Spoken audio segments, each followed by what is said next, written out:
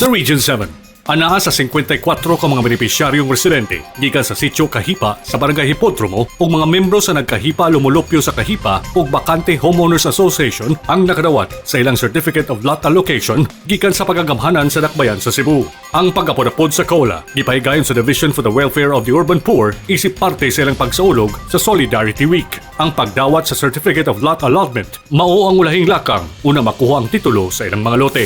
Sa Region 10, gilusad sa Department of Agriculture, pinagi ni Secretary William Dar, uban ni Hingog City Mayor Eric Cañosa ug Vice Mayor Peter Onabian, ang programang Rice Competitiveness Enhancement Fund, pinagi sa pag-turnover sa Rice Farmers Financial Assistance. Kay baluan nga ang implementasyon sa mga programa na pahingusgan pinagi sa RA 11203 o mas naila nga Rice Certification Law. Tumong sa RCEF, RFFA nga makahatag og dugang suporta sa mga local rice farmers sa padayon niining paningkamot nga mas mapataas pa ang produksyon ug kita niini. Gilauman nga bago mahuman ang tuig 2021, mahuman og apod-apod ang maong financial assistance sa 1.6 kabilyon nga mga rice farmers beneficiaries sa tibok nasod.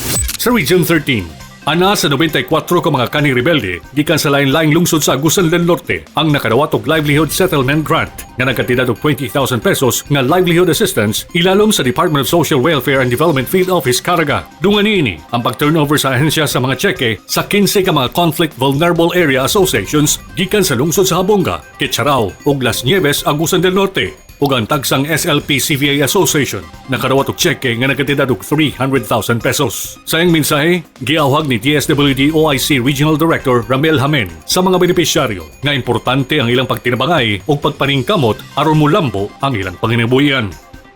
Isayag yun! Isayag yun! Isayag yun!